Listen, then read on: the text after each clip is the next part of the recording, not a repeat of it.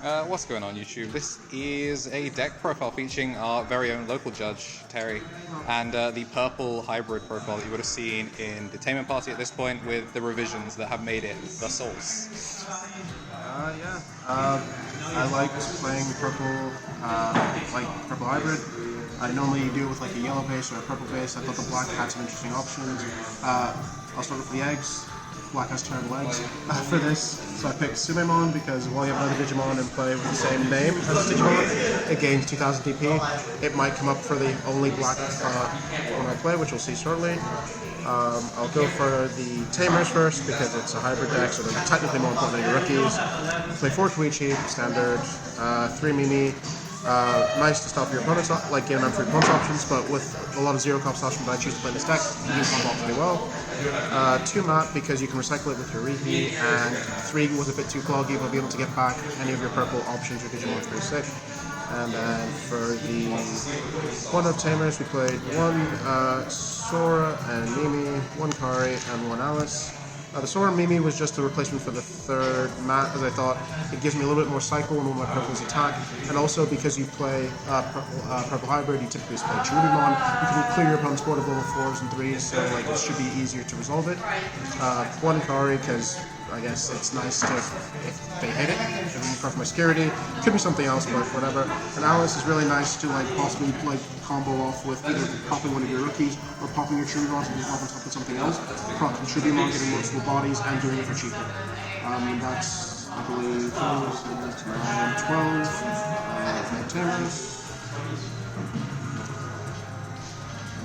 For my rookies, to no one's surprise, there's 4 Pokemons. You can maybe cut it down to 3, but you need to see your Tamers and your pieces, and comboing, getting so much memory back off of these. At one point I had all 4 on board, and you can just Digivolve onto a hybrid and gain 6. It's pretty nice. I played on 1 System on Blanc just as a bit of a way to cycle and trash things, because you can be pretty slow to start if you don't see the Pokemons. You need some way to maybe dig a bit deeper into your deck. And the only black Digimon I play is 3 Chumon because it's a memory blocker. And I like it when my opponent can't use game memory. I can. You then just play the standard, 4 Lolly, 4 Kaiser, and 4 Rihi. It's purple hybrid, the only ones you have. Gotta play them. Rihi loops are the best thing in this deck. Just being able to cycle back, cycle back a Mat, gain back an option, or gain back another Rihi or something is really nice. You can't really complain about it. The only other fun to play is 1 Rebellion, just because you have some moments where you don't have a lot of defense. So getting retaliation and blocker is pretty nice. You can also check, this lot was Lady Devimon, which is nice for cycling, but I thought this would be a bit more defensive considering. For my level 6s, we have 2 Cherubimon. The format isn't quite there where playing more, I think, is useful, plus you can get it back even off the mat, or the obvious one of column we're going to be playing in this deck. But again, just being able to clear bodies and then possibly swing die and then game back those level 3s is pretty good.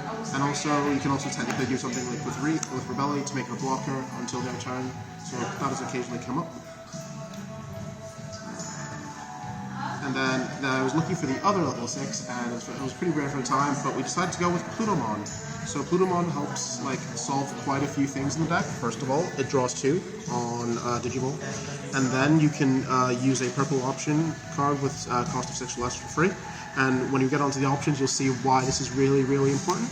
But I really enjoyed this card, and I think it being 12 is quite nice to be able to attack over things, but it definitely is a mainstay in this version of the deck, I believe.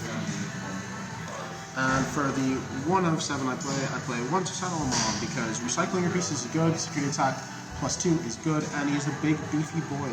I do own Defexes, I just chose not to play them for this. I can recycle it, obviously you can play that if you want. There's some room, I just thought I have enough board clear in the way the deck operates. Now for the fun part, the literal reason I tried to play Blackface. No impulse. So it's a 6 cost black purple option, so it works very well with the Plutomon. And you can then trash up to 3 cards in your hand for each card you trash. So you can Digivolve 1 on your opponent's Digimon, and then you can delete a level 4 or lower Digimon.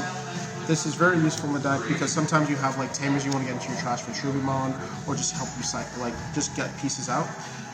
This deck struggles with dealing with like taller threats because your options typically can only delete like level 5 or lower, your cherubimon can only delete 5 or lower.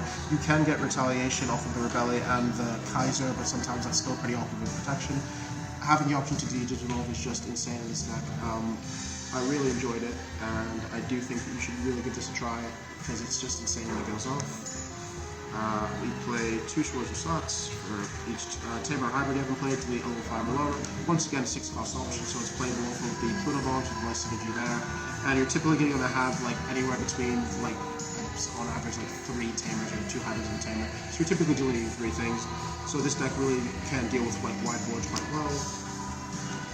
For the level 1 elves, you play the 1 Death Bar because sometimes you want to trigger a Rehe if we miss and it doesn't matter when you swing with it, or trigger a Cherubimon.